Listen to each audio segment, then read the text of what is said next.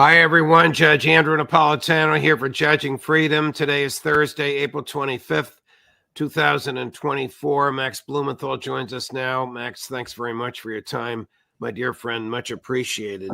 What are your observations of the freedom of speech or the lack thereof on college campuses today when students in groups choose to express their opposition to the slaughter in Gaza? Well, I was just up at the campus of George Washington University after a State Department briefing, and I just walked a few blocks away from the State Department. This is a State Department feeder school. The Elliott School is right across the street from the State Department, and the central lawn was packed with students from across the district, Maryland, Virginia, the DMV area, from many schools. They were completely peaceful, completely disciplined, just exchanging ideas, singing. They were flanked by a group of pro-Israel students, including one who is clearly trying to provoke confrontations. The media was there. There was not much of a police presence, but this was not the second Holocaust that we've been hearing about from the likes of Joe Biden or Benjamin Netanyahu. It was something that was exemplary, that should be celebrated, where students are being critical thinkers and they're speaking out for justice. They're the flower of American youth, and they're being condemned across the board by elite forces. Now, at Princeton University, students have been told that if they try to set up tents or gather on campus, they will be arrested and they will be removed from campus, banned. They won't be able to get their diplomas. We see what's happening at the University of Texas under the iron fist of phony conservative Greg Abbott, who has ordered the Texas state troopers to brutally assault students who are some of them weigh 120 pounds and are just getting tossed around like driftwood for absolutely no reason in his mind other than that they are anti-Semitic. He's calling them anti-Semitic, and that justifies police repression. So because of their speech, they deserve brutal repression. That is a direct violation of the First Amendment. And at Columbia University, what has happened there is students were not only arrested on campus by the NYPD when no violence and no threat to anyone had been demonstrated. Students were arrested and were banned from entering the dormitories that they rented, which seems to be a violation of a New York City housing law. They've been given no due process. So all kinds of constitutional rights and laws are being violated here. And Joe Biden and the Biden administration has made it its assessment that these students are blatantly anti-Semitic, in the words of Joe Biden, based on a bunch of shady and very dubious videos, many of which have been discredited, being put out by the Israel lobby. I can't stand Speaker Mike Johnson, and I hate to give him any exposure on this show, but here he is yesterday. This is cut number 9, Chris, at Columbia University, surrounded by a bunch of his thugs from the House of Representatives, condemning legitimate dissent. If this is not contained quickly, and if these threats and intimidation are not stopped, there is an appropriate time for the National Guard. We have to bring order to these campuses. We cannot allow this to happen around the country. We are better than this. We are better than this, and I'll ask the president to do that, and I'll tell him that very same thing. Speaker. And I genuinely believe there's bipartisan agreement on this. We'll stand for what is good and what is right. It does not matter who shouts in our faces. We're going to do what is right by America. We respect free speech. We respect diversity of ideas. But there is a way to do that in a lawful manner, and that's not what this is. So shaking your fist in the tyrant's face, quintessentially protected from the time of the American Revolution, is not lawful in his opinion. What business is it of the Speaker of the House what happens on the campus of Columbia University, other than to encourage more lawlessness by the police? I mean, even hate speech is protected under the First Amendment. So Absolutely. It doesn't matter. It doesn't matter if you can demonstrate that this is anti-Semitism, which it isn't. here's what happened. Same thing that happened after October 7th.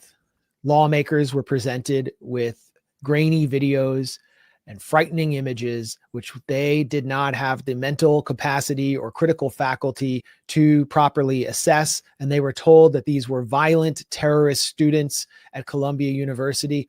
All of the videos in question that were considered anti-Semitic or violent took place off Columbia's campus, did not show students.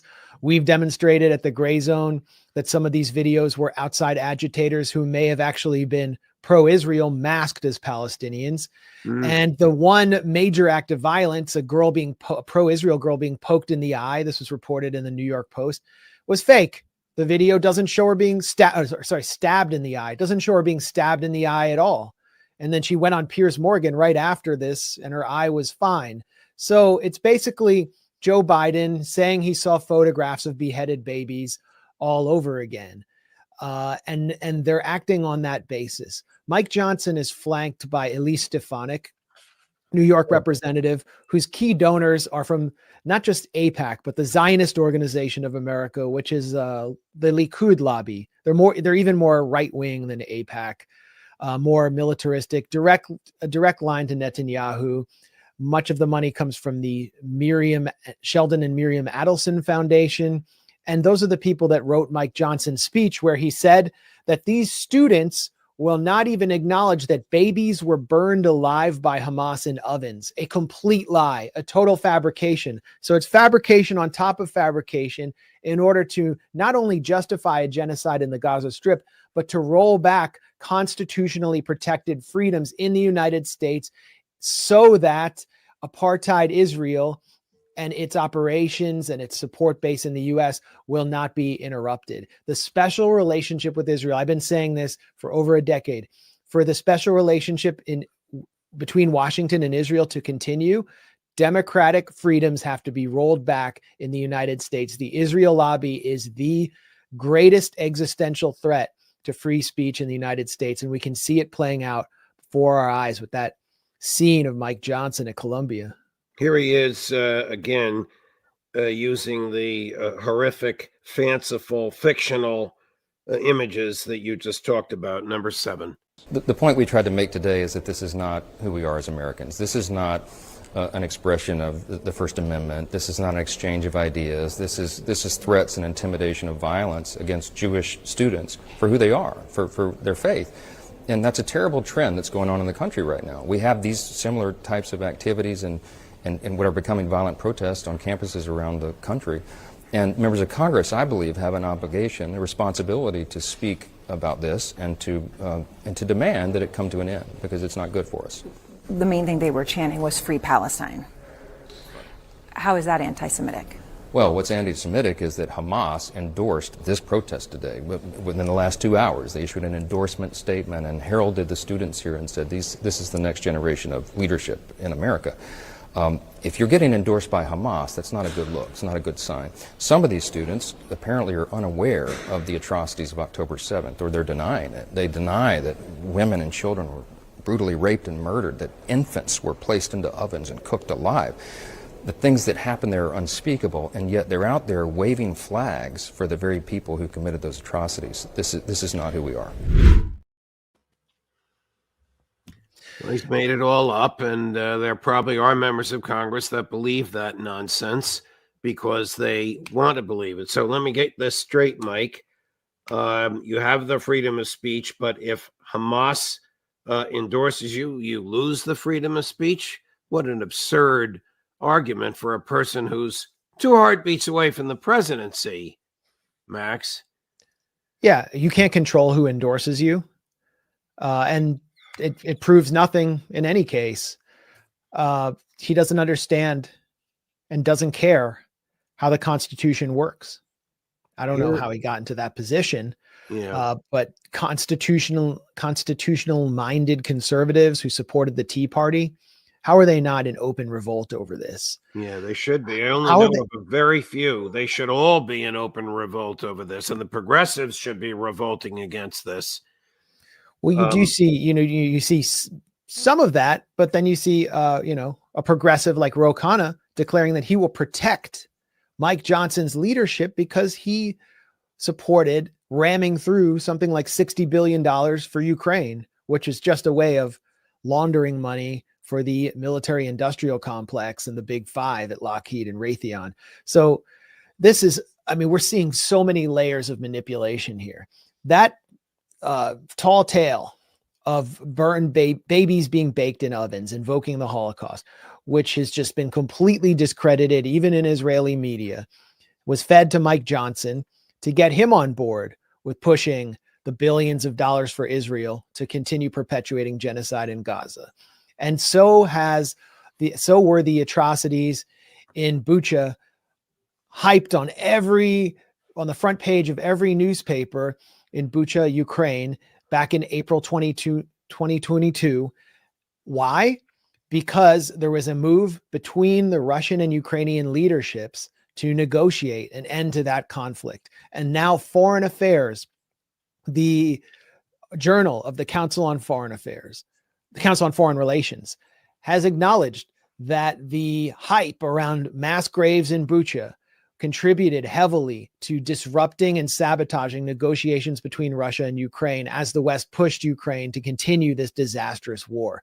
So we heard so much about mass graves there in Bucha and in Irpin in central Ukraine back in April 2022. There are mass graves being unearthed across the Gaza Strip, and the Biden administration refuses to call for an independent investigation into those graves. They want to bury those mass graves, and the media is barely making any noise about it. For the same reason we heard so much about the mass graves in Gaza, it is to continue extending a disastrous war, which the United States and Mike Johnson and Joe Biden and Donald Trump, who's now an official member of the Uniparty, are all underwriting.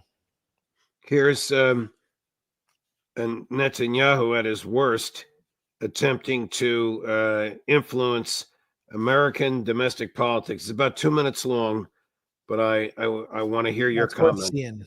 Yes. What's happening on America's college campuses is horrific. Anti-Semitic mobs have taken over leading universities. They call for the annihilation of Israel. They attack Jewish students. They attack Jewish faculty. This is reminiscent of what happened in German universities in the 1930s. It's unconscionable. It has to be stopped. It has to be condemned, and condemned unequivocally. But that's not what happened. The response of several university presidents was shameful. Now, fortunately, state, local, federal officials, many of them have responded differently, but there has to be more. More has to be done. It has to be done not only because they attack Israel, that's bad enough. Not only because they want to kill Jews wherever they are, that's bad enough. It's also, when you listen to them, it's also because they say not only death to Israel, death to the Jews, but death to America. And this tells us that there's an anti-Semitic surge here that has terrible consequences. We see this exponential rise of anti-Semitism throughout America and throughout Western societies as Israel tries to defend itself against genocidal terrorists. Genocidal terrorists who hide behind civilians. Yet it is Israel that is falsely accused of genocide. Israel that is falsely accused of starvation and all sundry war crimes. It's all one big libel. But that's not new. We've seen in history that anti-Semitic attacks were always preceded by vilification and slander. Lies that were cast against the Jewish people that are unbelievable, yet people believed them. And what is important now is for all of us who are interested and cherish our values and our civilization, to stand up together and to say enough is enough. We have to stop anti-Semitism because anti-Semitism is the canary in the coal mine. It always precedes larger conflagrations that engulf the entire world. So I ask all of you, Jews and non-Jews alike, who are concerned with our common future and our common values, to do one thing. Stand up, speak up, be counted. Stop anti-Semitism now. Free speech for me, but not for thee. Well, he's cheapening anti-Semitism. He's using Jews across the West as human shields for his genocidal apartheid machine. And many of them are rejecting it. Just up at George Washington University, there was no shortage of Jewish students, self-identified Jewish students, and just Jews from the broader community coming out to support them, holding up signs declaring that they are Jews supporting the liberation of Palestine. So Netanyahu can hardly claim to speak for Jews around the world. He can hardly claim to speak for Israelis. He was elected by a bare minority of Israelis, and his coalition is razor thin. It hinges on some of the biggest fanatical Jewish nationalists on the planet. But beyond that, there's a much more an equally disturbing dynamic at play, which is that he is speaking as though he's president of the United States, or at least a senator. And the Israeli Foreign Ministry, on its Twitter account, demonized the students at Columbia as terrorists and endorsed a call to send the National Guard against them, Kent State style. We're seeing the Israeli opposition leaders like Yair Lapid call for the same thing. We've seen Michael Oren, who was a neoconservative American pseudo-intellectual who gave up his American citizenship to serve as an Israeli official. He's right now an Israeli official in the government. He's called for the FBI to investigate the students at Columbia.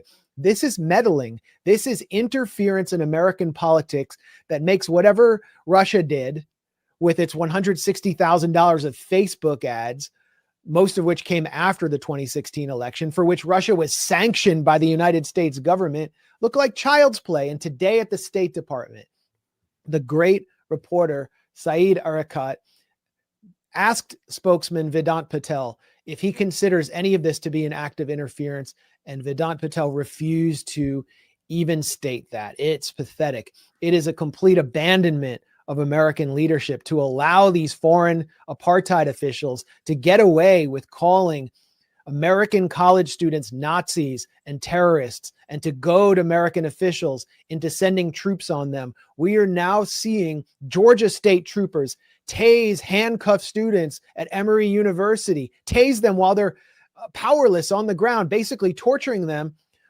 Brutal Texas state troopers, the ones who failed Uvalde children, the children at Uvalde, brutalizing students at UT Austin on behalf, let's be real, on behalf of apartheid Israel. They're doing this for a foreign nation whose cutouts are paying leaders like Greg Abbott, paying leaders like Brian Kemp in Georgia. These are all tools of Netanyahu. That's why Netanyahu thinks he can speak like he's the president of the United States. It's time for someone to rise up from the American people and take this country back and tell Netanyahu to shut the hell up and get the hell out of our country.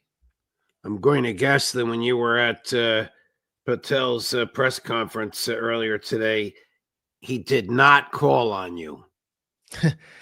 Today was Bring Your Child to Work Day. And so one proud journalist brought his 12-year-old son, and Vedant Patel called on a literal child instead of me, who asked whether we're giving Ukraine enough weapons. It was a real tough question. So yeah, I got passed over for a literal child at the State Department.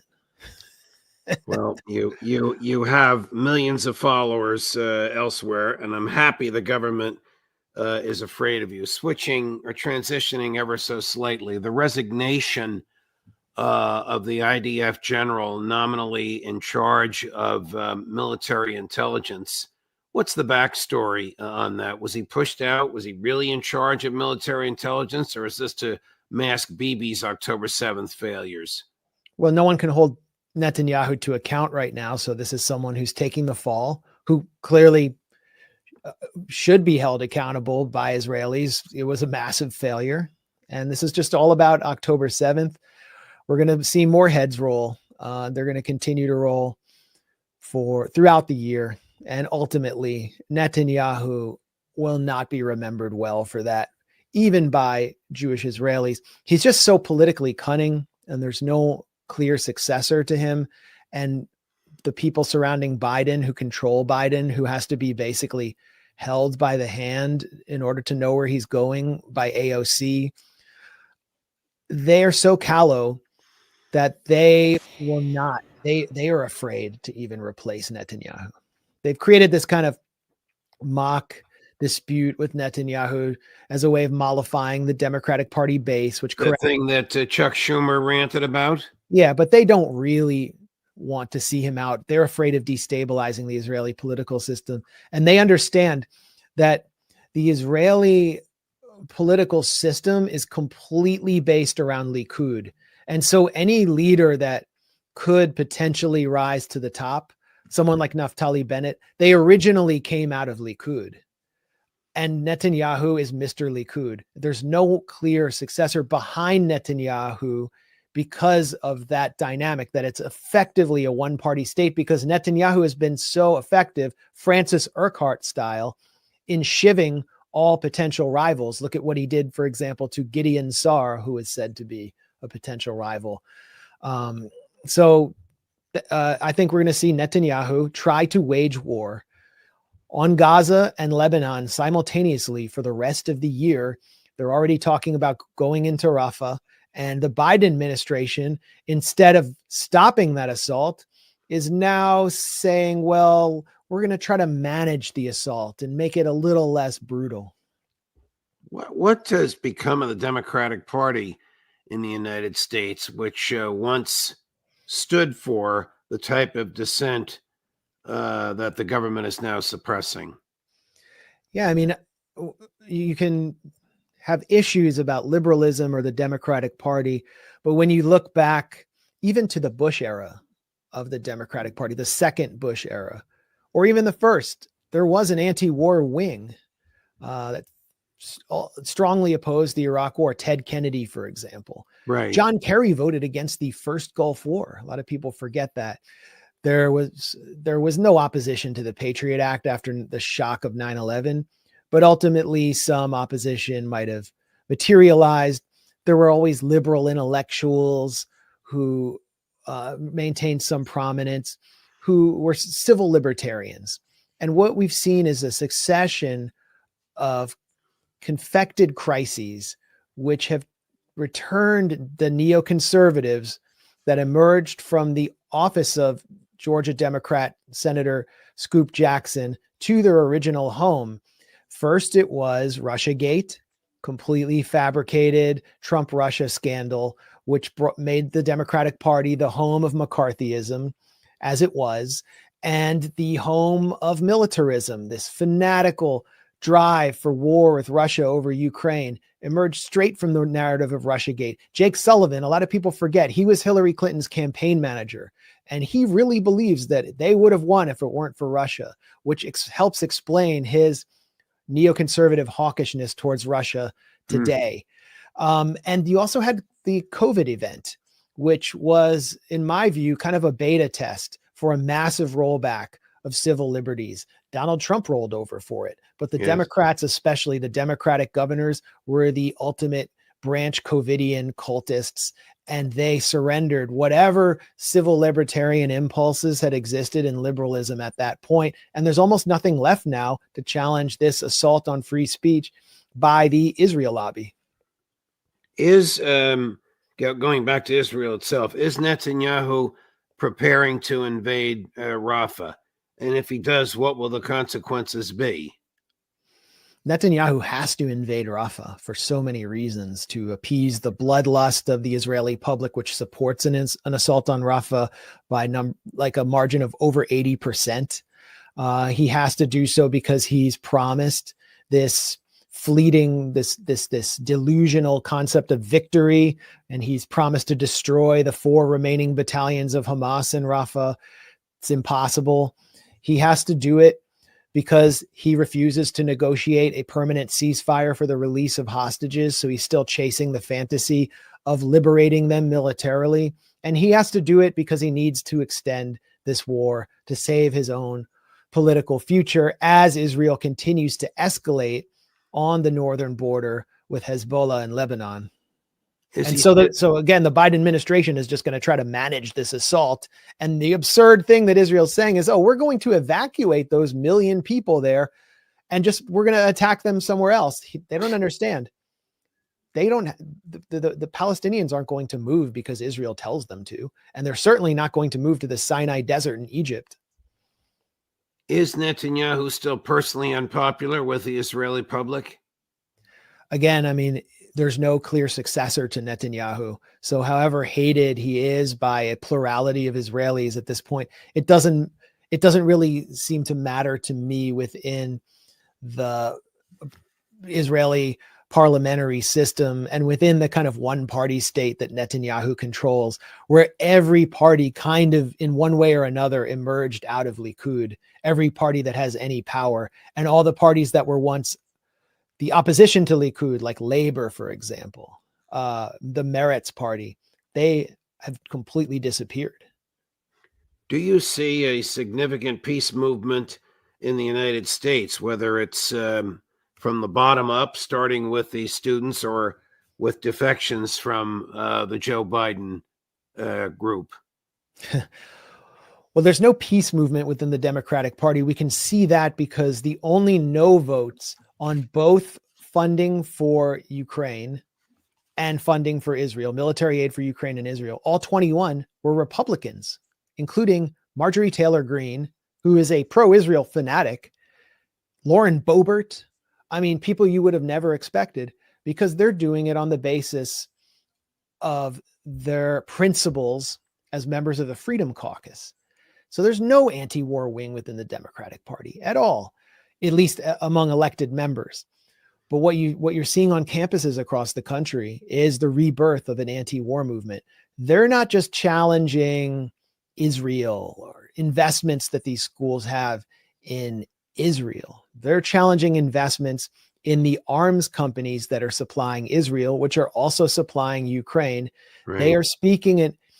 There is some political immaturity among the students, and they can appear cartoonishly woke. That's all true.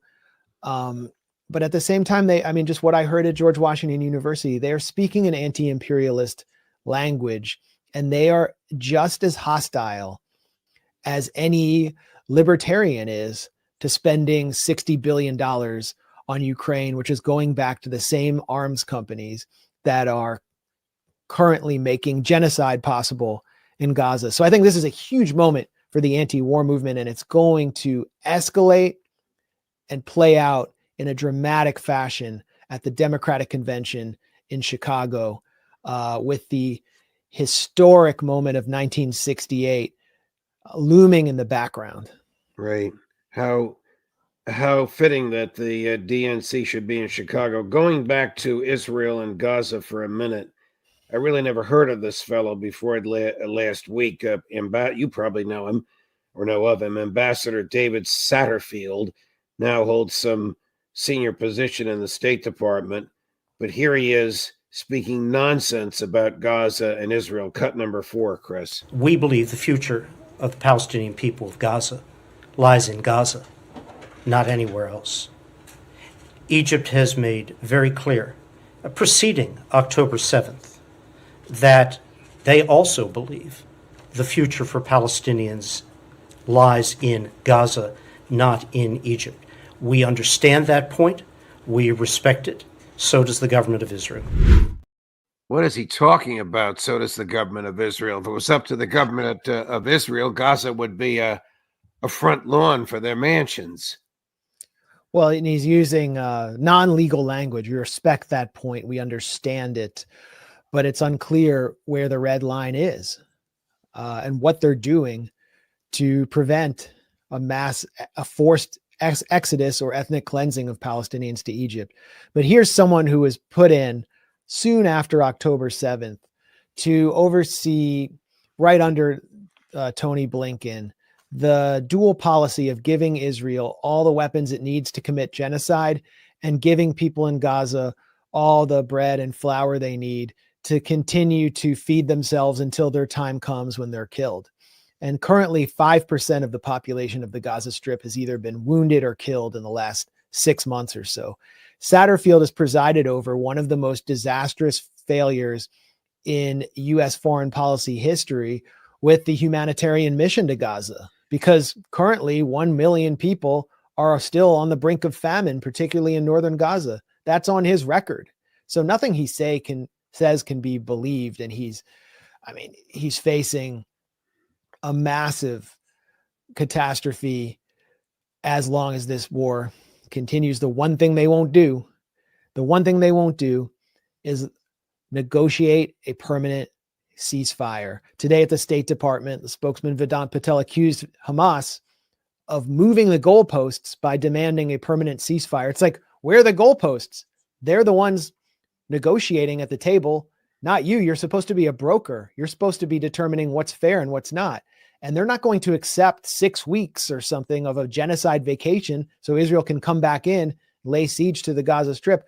By the way, Satterfield doesn't seem to accept, and the Biden administration doesn't seem to accept, that Israel is responsible under international law and specifically the Geneva Conventions for the welfare of the population that they occupy. Because every time, whether it's Blinken, we had our correspondent Liam Cosgrove ask Tony Blinken to his face at the State Department, or one of his spokespeople, Matthew Miller, asked by Sam Husseini, whenever they're asked, do the Geneva Conventions apply to Gaza? They refuse to answer the question. And that's because they are going to continue to act.